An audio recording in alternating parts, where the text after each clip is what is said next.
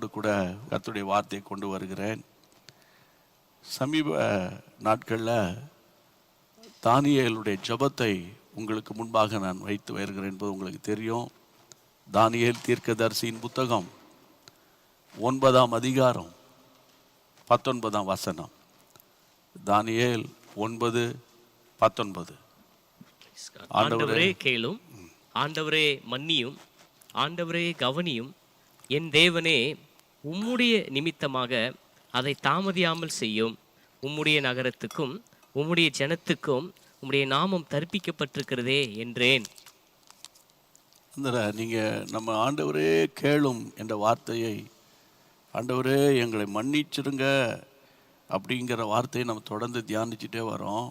இன்றைக்கு ஆண்டவரே ஆண்டவரே என்னை கவனியும், ஆண்டவரே என்னை கவனிங்கப்பா, கர்த்தாவே என்னை கவனிங்கப்பா, என்னை கவனிங்க ஆண்டவரே, நான் சொல்கிறத கவனிங்க, என் போராட்டத்தை கவனிங்க, என் கடன் பாரத்தை கொஞ்சம் கவனிங்க ஆண்டவரே. என் பிள்ளைகள் படுத்துகிற பாடு, நேற்று நல்லா ஜெபிக்கிற ஒரு அன்பு சகோதரி சொன்னாங்க, எல்லா பக்கத்துலேயும் எனக்கு ஒரே நெருக்கமாக இருக்குது, வேலை ஸ்தலத்துலையும் சரி, வீட்லேயும் சரி, பிள்ளைகளாலும் சரி.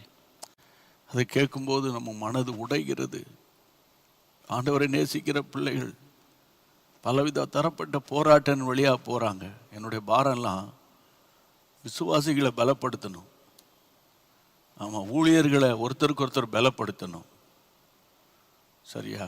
ஏதாயில் ஒரு பலவீனம், ஏதாயில் ஒரு ப்ரெஷர், அது பொருளாதார ரீதியாக இருக்கலாம், அல்லது சரீர உபாதை அல்லது வியாதியின் மூலம் இருக்கலாம், அல்லது குடும்ப பிரச்சனையாக இருக்கலாம், அல்லது பிசாசு போராட்டமாக இருக்கலாம். ஏதாவது ஒரு வகையில் தேவ ஜனங்கள் இன்றைக்கி பாதிக்கப்படுறாங்க. அப்போ அந்த மக்களை பலப்படுத்தணும் அப்படிங்கிற ஒரு நோக்கத்தோடு தான் தினந்தோறும் மக்களுக்காக போராடி நம்ம ஜெபம் பண்ணுறோம். இன்றைக்கி தானியேல் சொல்கிற வார்த்தையில் கேளும் என்ற வார்த்தையை சொல்லிட்டு வரேன் சமீப காலமாக. இன்றைக்கி அவர் சொல்கிறாரு, ஆண்டவரே கவனிங்க, ஆண்டவரே ஆண்டவரே கவனிங்க ஆண்டவரே. சங்கீதம் 5ஆம் சங்கீதத்தில் 5ஆம் சங்கீதத்தை நீங்கள் கொஞ்சம் திருப்புங்க. பைபிளை நான் முடிக்க தான் போகிறீங்களா? இல்லை பாருங்கள், கொஞ்சம் திருப்புங்க ப்ளீஸ். 5ஆம் சங்கீதம் முதல் வசனம் பாருங்க, வாசிங்க. கர்த்தாவே கர்த்தாவே என் வார்த்தைகளுக்கு செவிகொடும், என் தியானத்தை கவனியும். கர்த்தாவே என்னுடைய தியானம், கன்சிடர் மை மெடிடேஷன், என் தியானத்தை கவனிங்க. நீங்கள் நல்லா கவனித்து கூர்ந்து பார்த்தீங்கன்னா, கஷ்ட நேரங்களில், உபத்திரவ நேரங்களில் சிலர் பைபிள் படிப்பாங்க. அநேகர் உபத்திரவ காலத்தில், கஷ்ட காலத்தில் பைபிள் படிக்கணுங்கிற எண்ணமே வராது. அப்படி ஒருவேளை சிலருக்கு படித்தாலும் புரியாது. என்னத்தை இவ்வளோ பாரம் இருக்குது, என்னத்தை போய் பைபிளை படிக்கிறது அப்படிங்கிற ஒரு விரக்தி வந்துடும். இப்போது 5ஆம் அந்த சங்கீதத்தில் தாவீது சொல்கிறாரு, ஆண்டவரே என்னுடைய வார்த்தைக்கு என் ஜெபத்தை கேளுங்க, அதான் செவி கொடுங்க. அதே நேரத்தில் என்னுடைய தியானம், கன்சிடர் மை மெடிடேஷன், தியானம். இன்றைக்கி நான் தியானத்தை ஃபோக்கஸ் பண்ண போகிறேன். தியானத்தை, ஜெபத்தை ஃபோக்கஸ் பண்ணணும், ஜெபத்தை ஃபோக்கஸ் பண்ணணும். சரியா? இன்னொரு பக்கத்தில் தியானம், மெடிடேஷன். இன்றைக்கி நான் சொல்கிறது 100% எடுத்துக்க முடியாது, 100% ட்ரூ கிடையாது. பரவலாக பார்த்தீங்கன்னா இன்றைக்கி வசனம் ஆலயங்களில் குறைவு, வசனங்கள் குறைவு. அதை மாற்றி சொன்னால் பைபிள் வாசிப்பு குறைவு. இன்னும் கொஞ்சம் அழுத்தம் கொடுத்து சொன்னோன்னா மெடிடேஷன் ரொம்ப குறைஞ்சி போச்சு. உதாரணமாக பைபிள் ஸ்டடி, நான் போகிற இடங்கள்லாம் கேட்பேன், சபைகளில் பைபிள் ஸ்டடி இருக்குதான்னா அமைதியாக இருப்பாங்க. அமைதியாக இருக்கும்போதே தெரிஞ்சிடும் பைபிள் ஸ்டடிலாம் கிடையாது. ஞாயிற்றுக்கிழமை சிலர் ஊழியர்கள் ஞாயிற்றுக்கிழமை எல்லாம் வந்துடும். ஞாயிற்றுக்கிழமை வரவன் பேர் ஞாயிற்றுக்கிழமை கிறிஸ்தவன். அவன் தனக்காக வருகிறான். புரியுதா உங்களுக்கு? அப்போது கர்த்தருடைய பிள்ளைகளே, கர்த்தரை தேடுகிறவனுடைய ஆத்துமா வாழும். வசனத்தை தேடி வாசியுங்கள். இல்லை, என்னுடைய வசனத்துக்கு நடுங்குகிறவனை நான் நோக்கி பார்ப்பேன். அதானே கர்த்தருடைய வார்த்தை. இன்னைக்கு சபை எங்கு தவறு இருக்கிறது பாருங்க. சபையில் ஏன் சண்டை, ஏன் கோர்ட்டு கேஸு, ஏன் அதாவது கிறிஸ்தவர் அல்லாத நீதிபதிகள் ஆலயத்தை ஆட்சி செய்கிறாங்க. அவங்க நல்லவங்க. ஆமாம், உங்களால் தான் முடியலடா, அவங்க கையிலே அது கொடுங்க. அவங்க அக்கார்டிங் டு த கான்ஸ்டிடியூஷனு படி நடத்துவாங்க. ஏன் இந்த அவல நிலைமை? சபையில் கர்த்தருக்கு பயப்படுகிற பயம் கிடையாது. சபையில் பைபிள் ஸ்டடி கிடையாது. நான் ராஜபாளையத்துக்கு போயிருந்தேன். ஒரு சாட்சியாகவும் கர்த்தரை மேன்மைப்படுத்தி சொல்கிறேன். ராஜபாளையம் பக்கத்தில் அத்திக்குளம், அது ஒரு ஊராட்சி. அப்போனா பார்த்துக்கிடுங்க, ஏதோ ஒரு 1000த்திற்கு மேற்பட்ட ஒரு குடும்பங்கள் உள்ள ஒரு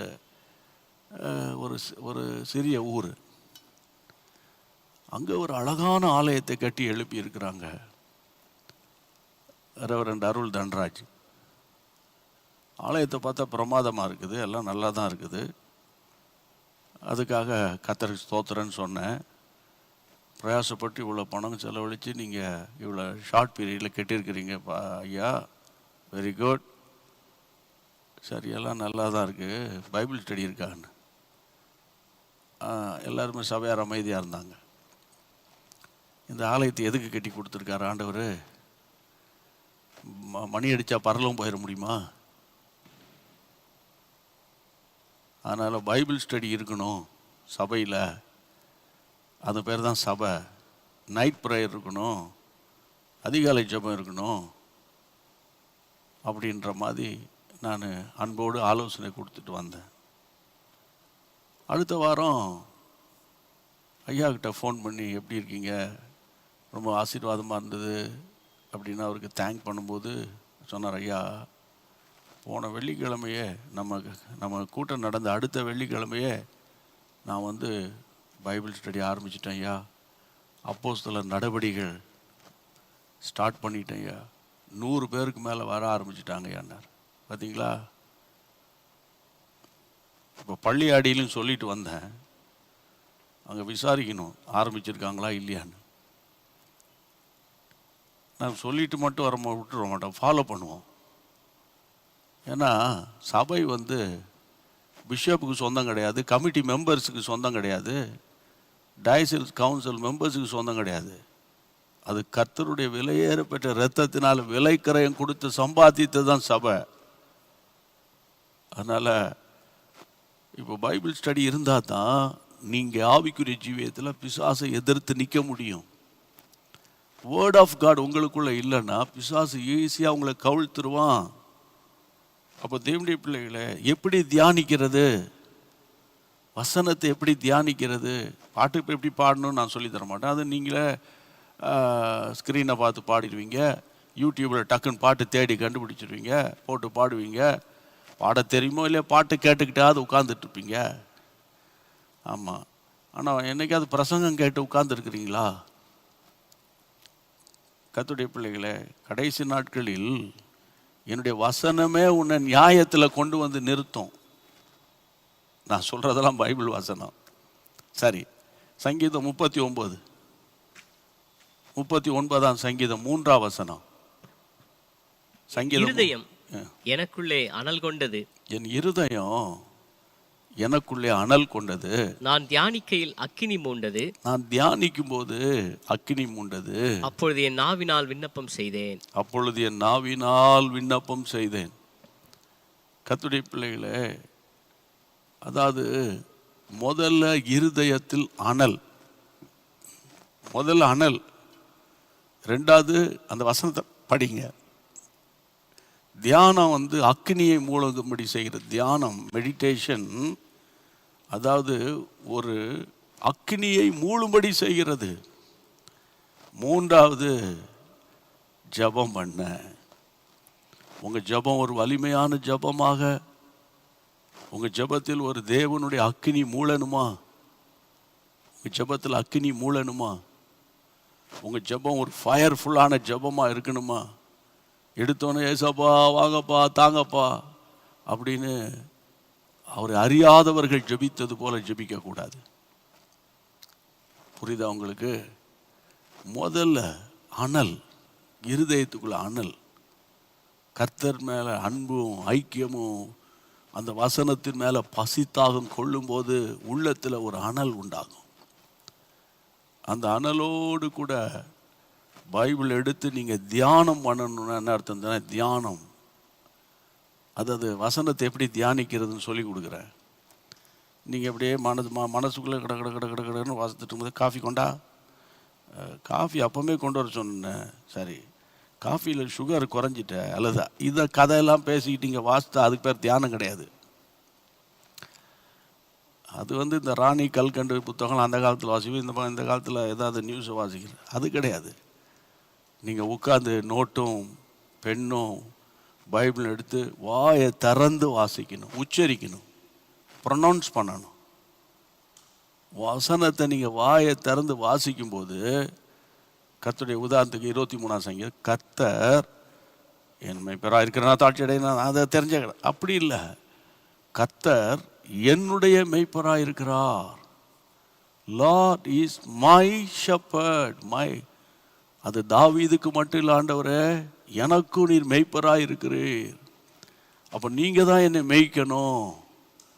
அப்போ நான் காட்டு கழுதை போல் அங்கங்கே சுற்றிடக்கூடாது, என்னை நீங்கள் கண்ட்ரோல் பண்ணணும்.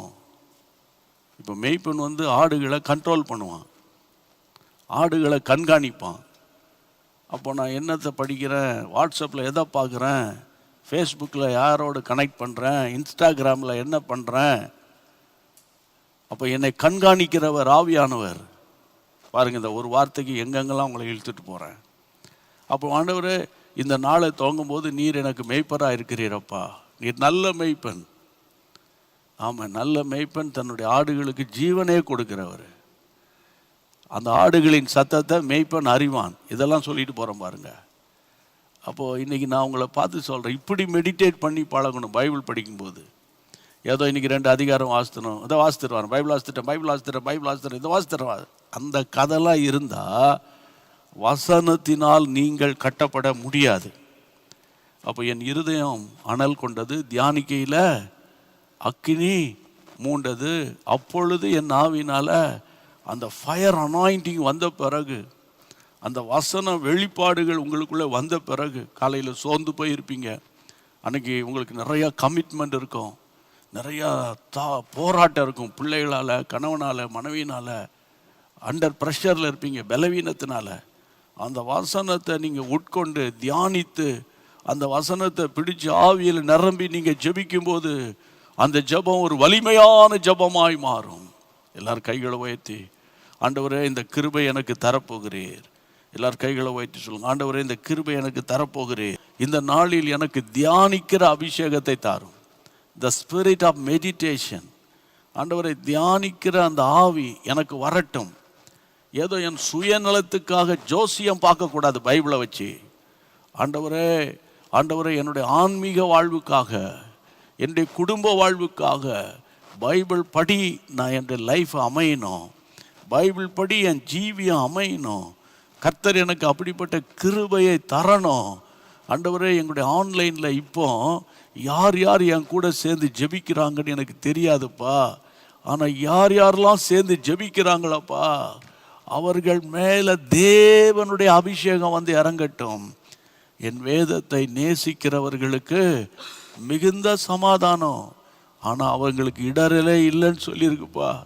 இடரலை உண்டாக்குகிற இச்சையின் ஆவிகள், இடரலை உண்டாக்குகிற உலக மோகங்கள் நம்முடைய பிள்ளைகளை விட்டு வெளியேறட்டும். ரிகாபாலா ரீபாலா ரபா பூது ரஹாபா. ஒரு ஜெப ஆவி நம்முடைய பிள்ளைகளை பற்றி பிடிக்கட்டும். பழங்கால ஜீவியத்தை வச்சுக்கிட்டு ஸ்தோத்திரம் பண்ணிக்கிட்டு உட்கார்ந்துருக்க முடியாதுப்பா. அன்று அனுதினமும் ஆண்டவரை நடத்துங்கப்பா, அனுதினமும் நடத்துங்க. நான் உனக்கு போதிப்பேன், நீ நடக்க வேண்டிய வழியை உனக்கு காட்டுவேன், உண்மையில் என்னை கண்ண வைப்பேன், உனக்கு ஆலோசனை சொல்வேன் சொன்னீரே. உடைய வார்த்தையின்படியே நடத்தும். எங்கள் விசுவாச குடும்பங்கள், ஜீசஸ் மீட்ஸ் யூடியூப் ஃபேமிலிஸ், ஆண்டவரே எல்லா டெலிவிஷன் வியூவர்ஸ், ஒவ்வொரு வீடுகளுக்குள்ளே ஒரு வசன வெளிப்பாடுகள் வரட்டும், வசனத்தை டிஸ்கஸ் பண்ணட்டும். தகப்பனும் மகனும், தாயும் மகளும், மாமியாரும் மருமகளும் உட்கார்ந்து வசனங்களை தியானிக்கட்டும். அதன் மூலம் ஒரு எழுப்புதல் வரட்டும். கர்த்தர் இந்த ஜெபத்தை கேட்டு இன்றைக்கு சாயங்காலம் ஒரு அசைவை உண்டாக்குகிறபடியினால் கரந்தட்டி கர்த்தரை ஸ்தோத்திரித்து பாடுவோம், பாடுவோம். நான் உனக்கு போதித்து நீ நடக்கும் பாதையை நாடோறும் காட்டுவேன், பயப்படாதே. ஆமென். நான் உனக்கு போதித்து நீ நடக்கும் பாதையை நாள்தோறும் காட்டுவேன், பயப்படாதே. உன்மேல் என் கண் வைத்து ஆலோசனை சொல்லுவேன், உன்மேல் என் கண் வைத்து ஆலோசனை சொல்லுவேன்.